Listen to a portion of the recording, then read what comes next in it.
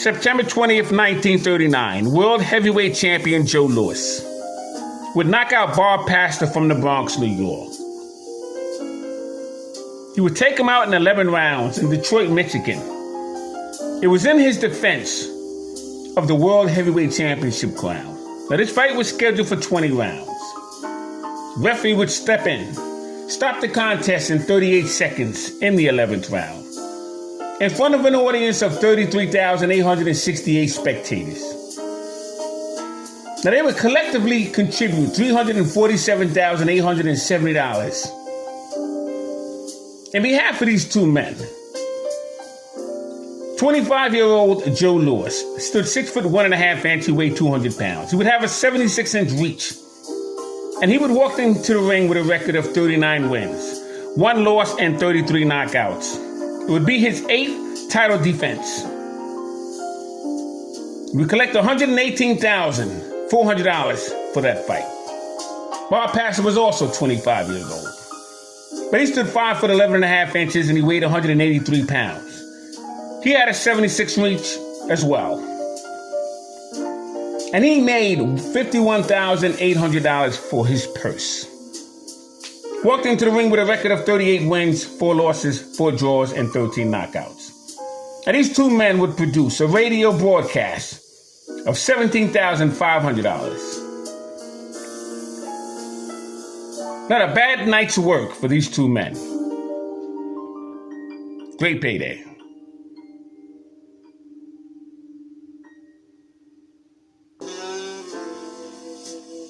October 9th, 1939 to October 30th, 1939.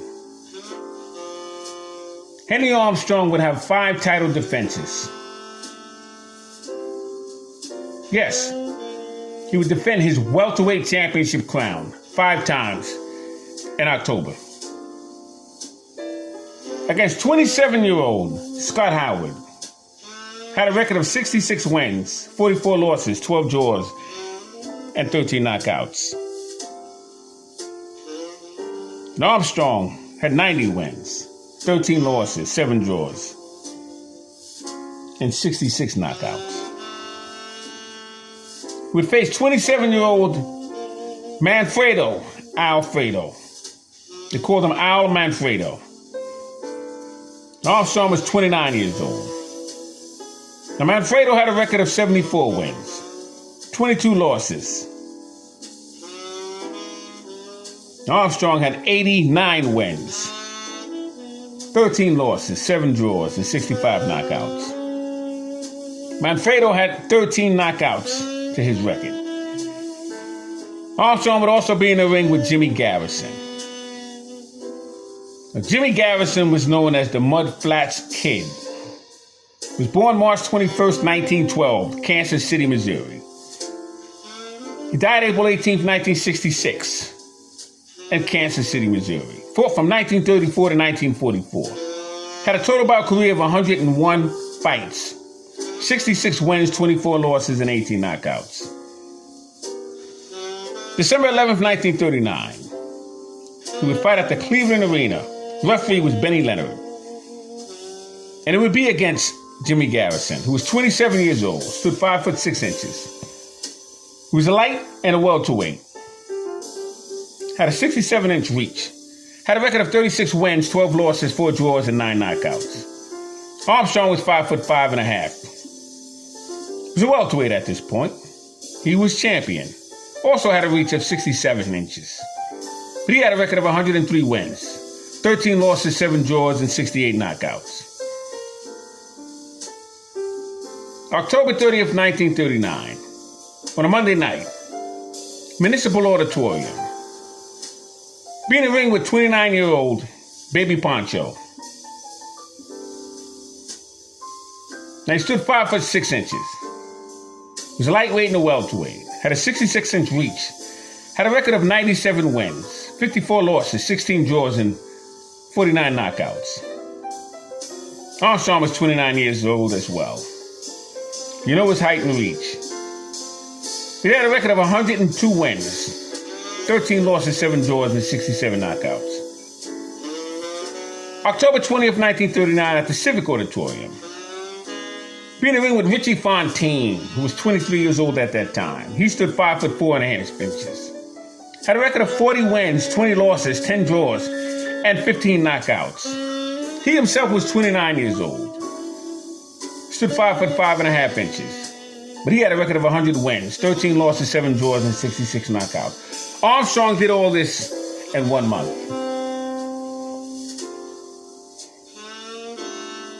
You want to know I have him ranked number 4. Greatest fighter of all times. Now,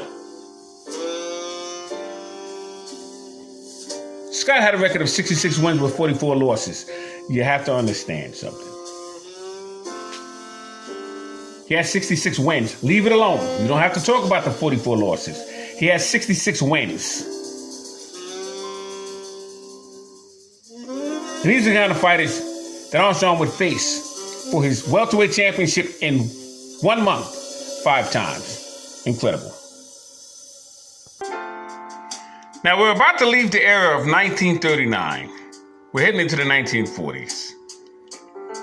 These are a few fighters that we addressed during the 1930s. P. Santal, bantamweight contender.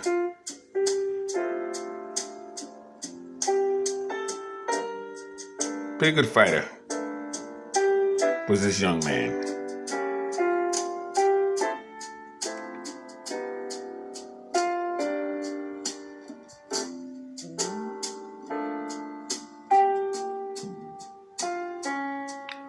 Lou Bullard was a middleweight champion of the world. He faced Marcel Theo. He was a southpaw. Always puts me in mind.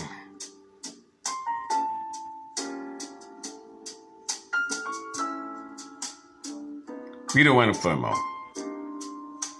Here you have Cisco Escobar. He was the first Puerto Rican champion, boxing history. World Bantamweight champion. Multiple champion was Cisco Escobar. They have a stadium in Puerto Rico named after him, and rightfully so. Very good fighter was Cisco Escobar.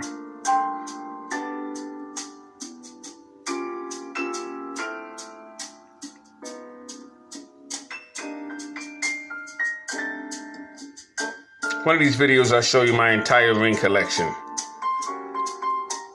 Well, I showed you the Australian several videos back.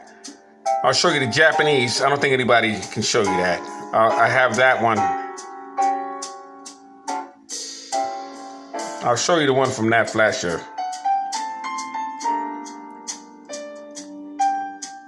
And there's another one that I'll show you as well.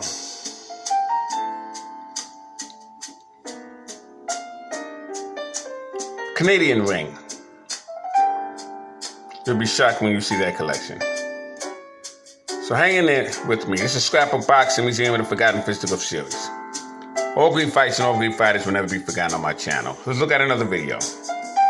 Right here in the Museum of the Forgotten Fisticuffs series.